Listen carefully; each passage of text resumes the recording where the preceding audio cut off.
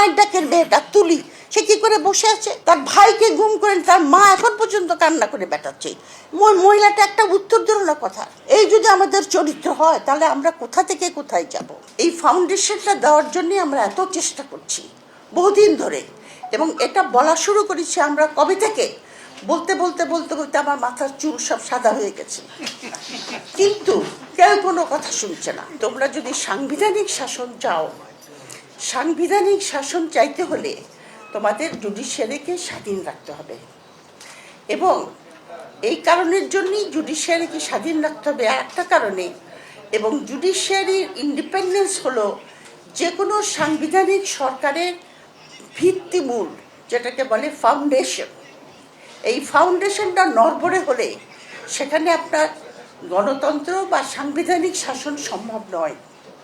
কারণ সাংবিধানিক এবং গণতান্ত্রিক শাসন মানেই হলো আপনার যে রিপাবলিক, আমরা তো Bangladesh is not a republic, কিন্তু রিপাবলিকের যারা নাগরিক তাদের fundamental rights, rule of law, অনেক কিছু আপনার দরকার হবে, সেগুলি আপনার সম্ভব হবে না। সবচেয়ে বড় কথা হলো যে ইন্ডিপেন্ডেন্স অফ জুডিশিয়ারির দরকার হয় এই কারণে যে এটা কিন্তু সংবিধানের গার্জিয়ান, সংবিধানের মুরব্বী মানে যে কোনো দেশের একটা সাংবিধানিকভাবে দেশটা পরিচালিত হচ্ছে কিনা, আইন প্রণয়ন সেভাবে হচ্ছে কিনা, সেটা জুডিশিয়ারি দেখে। এবং জুডিশিয়ারি সেটাকে আপনার সেরকম কোনো লাইন পাস করলে যেটা নিপীড়নমূলক, মানে সংবিধানকে ভায়োলেট করছে, অথবা এমন কোনো আইন যেটা সংবিধানের সঙ্গে সাংঘর্ষিক, সেগুলিকে তারা বাতিল করে দেয়। এটা হলো জুডিশিয়ারির একটা বিরাট ভূমিকা যদি আমরা সাংবিধানিক সরকার চাই। যে কারণে পৃথিবীতে যে কোনো দেশে যেখানে সাংবিধানিক সরকার প্রতিষ্ঠিত হয়েছে সেখানে ইন্ডিপেন্ডেন্স অফ জুডিশিয়ারি অথবা জুডিশিয়ারির স্বাধীনতা করার জন্য তারা অত্যন্ত যত্ন সহকারে এবং মেটিকুলাসলি তারা পদক্ষেপ নিয়েছে। যেরকম আপনার নেপাল একটা, এবং এইটার ফাউন্ডেশন কিন্তু আপনার কনস্টিটিউশনেই দেওয়া থাকে। নেপাল নতুন একটা আপনার সংবিধানের এই 2015 সাল থেকে শুরু করেছে, সেখানে তারা কিন্তু সংবিধানে লিখে দিয়েছেন যে জাজদের অ্যাপয়েন্টমেন্ট কী করে হবে, রিমুভাল কী করে হবে, তাদের স্যালারি এবং তাদের অন্য প্রোটেকশন কিভাবে আসবে, এবং তাদের আন্ডারে যে সমস্ত কোর্ট থাকবে মানে লোয়ার কোর্ট, সেগুলির জুরিসডিকশন স্বাধীন থাকবে। যেটাকে আমরা বলি সাংবিধানিক ফাউন্ডেশন দিতে হয়। এই ফাউন্ডেশনটা দেওয়ার জন্যে আমরা এত চেষ্টা করছি বহুদিন ধরে, এবং এটা বলা শুরু করেছি আমরা কবে থেকে, বলতে বলতে বলতে বলতে আমার মাথার চুল সব সাদা হয়ে গেছে, কিন্তু কেউ কোনো কথা শুনছে না, বুঝছেন? এটাই হলো বড় দুঃখের বিষয়। এখন তো এই সমস্ত সবাই আসতে আমার কাছে খুবই ক্লান্ত লাগে। আমি মনে করি এই কথাগুলি কতবার বলা হয়েছে, তো আমাদের দেশে কেন এরকম হয় এইটা একটু খুঁজে বার করা দরকার। আর একটা বড় জিনিস যেটা এক্সিকিউটিভ করে, মানে জুডিশিয়ারি স্বাধীনভাবে করে, তারা concentration of power in the hand of the executive দেয় না। এই যে একজন কেন বললেন না, যে আপনিই তো বললেন যে সালাউদ্দিন সাহেব বলেছে, আরে সরকার তো চালাও না, এই সরকার চালাতে হলে সরকারকে শক্তিশালী কথা করতে হয়। তো উনি এত বড় সাংবিধানিক বিশেষজ্ঞ, উনি কি জানেন না যে ডেমোক্রেসি মানে হলো লিমিটেড গভর্নমেন্ট? গভর্নমেন্টের পাওয়ার থাকবে, কিন্তু সেই পাওয়ারটাকে লিমিট করে রাখতে হবে। কারণ গভর্নমেন্ট ক্যান বিকাম, যেটা শেখ হাসিনা হয়েছিল এবং বিএনপি সেই পথে যাত্রা করেছে, যে আপনি রিপ্রেশন, স্টেট টেরর, এসবের দ্বারা আপনি শাসন করবেন। সেটা তো কোনো গণতান্ত্রিক শাসন নয়, এবং সেই জাতীয় সমাজ বা রাষ্ট্র ব্যবস্থা আমরা কোনো দিনই চাই নাই। কিন্তু প্রথম থেকে আমরা হোঁচট খেয়েছি। আমাদের জুডিশিয়ারিকে স্বাধীন করার জন্য প্রথম আপনার 72 কনস্টিটিউশনে যে ফাউন্ডেশন ছিল সেটা কিন্তু স্বাধীনতা দেওয়ার কথা ছিল, কিন্তু 4th অ্যামেন্ডমেন্টে ওটা সম্পূর্ণ কেড়ে নেওয়া হয়। তারপর থেকে হোঁচট খেয়ে চলছে। জুডিশিয়ারিকে কন্ট্রোল করে, আবার জুডিশিয়ারি আবার অ্যাসার্ট করে নিজেকে তার স্বাধীনতার জন্য। এই টেনশনটা কিন্তু ডেমোক্রেসিতে থাকে। কে জিতবে, কে ঠিকভাবে চলবে? ইন্ডিয়া এটা একটা প্রকৃষ্ট এক্সাম্পল। ইন্ডিয়াতে কিন্তু আপনার সাউথ এশিয়াতে যতগুলি দেশ আছে সেই দেশগুলির মধ্যে ইন্ডিয়াতেই সবচেয়ে আপনার একটা স্টেবল মোর অর লেস একটা ইন্ডিপেন্ডেন্ট জুডিশিয়ারি আছে। এবং এখানের কারণটা ঘটেছে যে ইন্ডিয়াতে আপনার ফাউন্ডেশনটা সংবিধানে দেওয়া হয়েছে এবং সেখানে জাজদের প্রোটেকশনগুলিকে আপনার সংবিধান যে বলেছে যে জনগণের টাকা দিয়ে সচিবালয়ের বেতন দেবে না, সে সংবিধানের কিছুই জানে না। এটা এক্সিকিউটিভের দায়িত্ব যে আপনি ওই ব্রাঞ্চটাকে স্বাধীন করবেন, কারণ আপনি চান যে আপনার দেশ ডেমোক্রেটিক নর্মে চলুক। সেটা যে এক্সিকিউটিভ করতে না পারে, সেই executive is not a democratic executive at all. যারা রাজনীতিবিদ তাদের আপনার ঐকান্তিক ইচ্ছার দরকার হয় তাও না, সেটার সঙ্গে আপনার বাংলাদেশের ইন্টালেকচুয়াল, বাংলাদেশের একাডেমিশিয়ান, বাংলাদেশের সিভিল সোসাইটি, বাংলাদেশের মিলিটারি ব্যুরোক্রেসি সবার একযোগে কাজ করতে হয়। আমরা সেই কাজটা করি নাই। সেইভাবে না করার দরুন আমরা আজকে এইখানে এসে দাঁড়িয়েছি। গণভোট অধ্যাদেশ বাতিল করার ব্যাপারেও সালাউদ্দিন সাহেব অনেক আপনার সংবিধানের দেখিয়েছেন। Supremacy of the parliament, parliament সব কিছু করবে, পার্লামেন্টের অসীম ক্ষমতা। এখন সুপ্রিমেসি অব দি পার্লামেন্টের ডক্ট্রিনটা এসেছে আপনার ইউকে থেকে, কারণ ইউকেতে তো কোনো সংবিধান নাই। ইউকেতে কিন্তু পার্লামেন্টই সংবিধান রচনা করেছে, কারণ বিভিন্ন ধরনের স্ট্যাটু, নর্মস, কনভেনশন দিয়ে ওদের কোনো রিটেন সভারেন একটা কথাই আছে যে English parliament can do anything excepting making a man a woman. তো এখন অবশ্যই সেটাও সায়েন্সের দ্বারা হয়।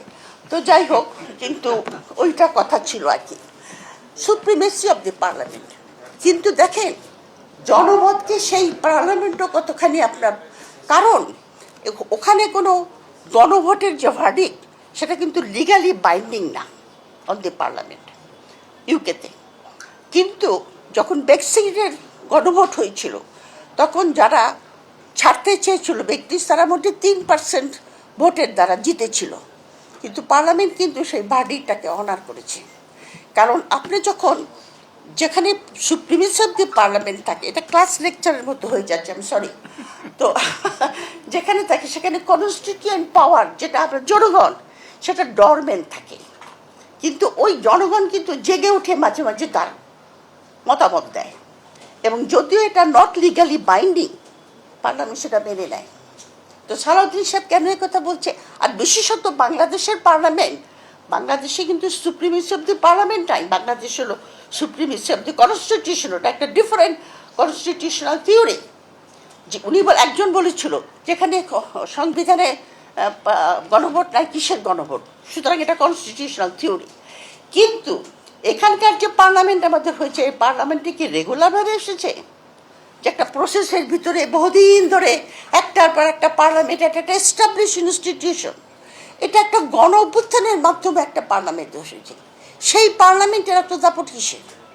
আর কনস্টিটিউশনাল থিওরির ব্যাপারেও আপনি জনগণের মূল্যকে যদি আপনি না দেন, তাহলে সেই দেশের ডিস্টেবিলিটি যেটা অলরেডি শুরু হয়েছে, রাস্তাঘাটে এখন যে মিছিল প্রসেশন, আপনি চিন্তা করেন আমরা যে কত একটা হতভাগ্য জাতি।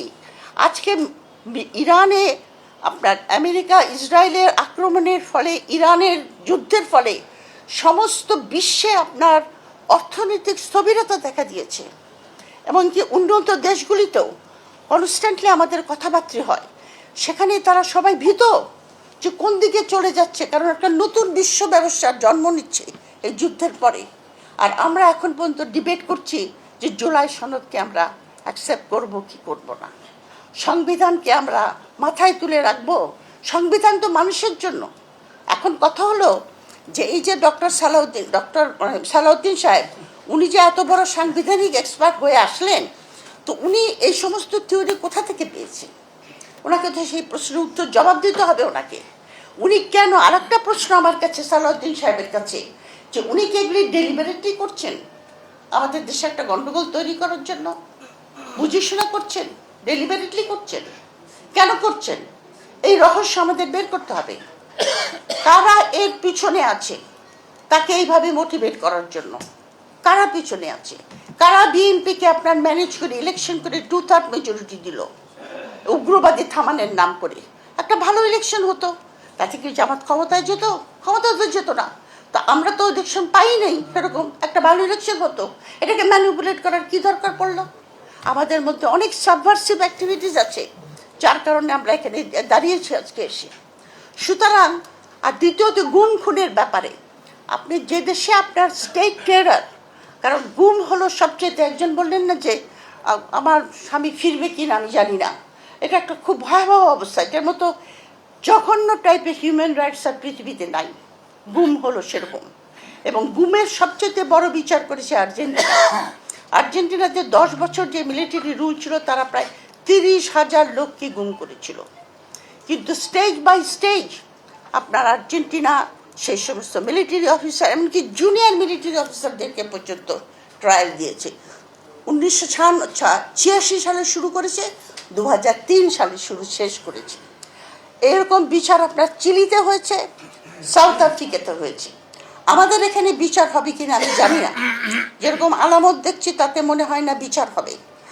দ্বিতীয় কথা হলো যে আপনি যেটা বলছেন যে গুম আপনি বাতিল করবেন, যে স্বীকার করে নিচ্ছেন যে আমাদের সংবেদনশীল আইন শৃঙ্খলা বাহিনী এই গুমের সঙ্গে জড়িত থাকবে, কাজে আমরা গুম প্রতিকার করতে দেব না।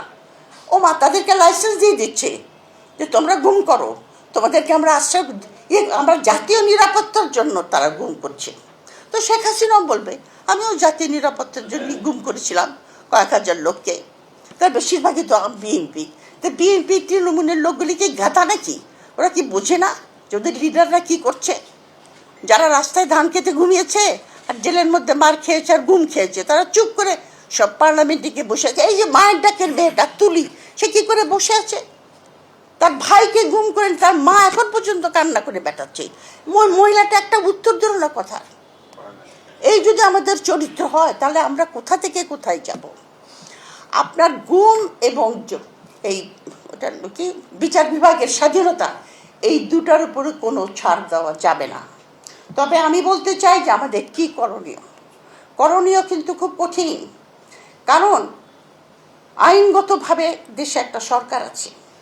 এখন যখন তখন তার অভ্যুত্থান করা যায় না, আর আপনার অভ্যুত্থান করা মানে একটা অস্থিতিশীল করা।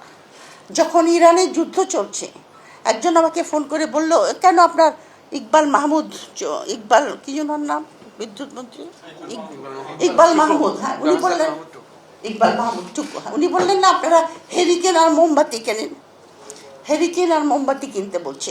আবার এদিকে শামাওবাতের পার্লামেন্টে দাঁড়িয়ে বলছে যে আমাদের জ্বালানির কোনো অভাব নাই, আর সবাইকে টেবিলে হাততালি।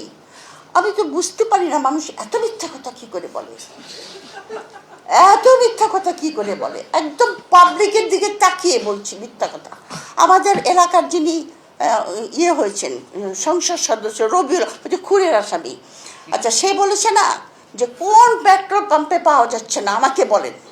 আরে আমার ড্রাইভারকে আজকে সকালে পাঠিয়েছি আমি বললাম কখন তুমি ফিরবা, বলে জানি না।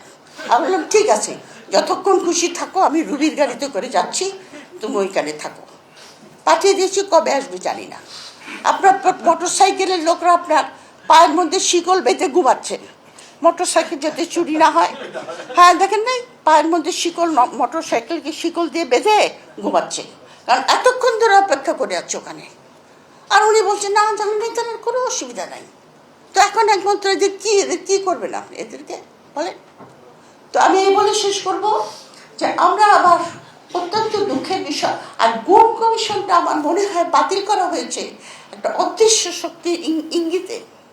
কারণ অদৃশ্য শক্তির কিছু লোক কিন্তু এখন ট্রায়ালে আছে, যারা ওই যে সবুজ বাছে করে যাতায়াত করে, কারণ তাদের এসি আমার, হ্যাঁ তাদের নাকি উর্দির অপমান হয়, উর্দির নাকি অপমান হয়। উর্দির তো তারপরে তো ছাড়া পড়া উচিত সত্যিকারের কথা।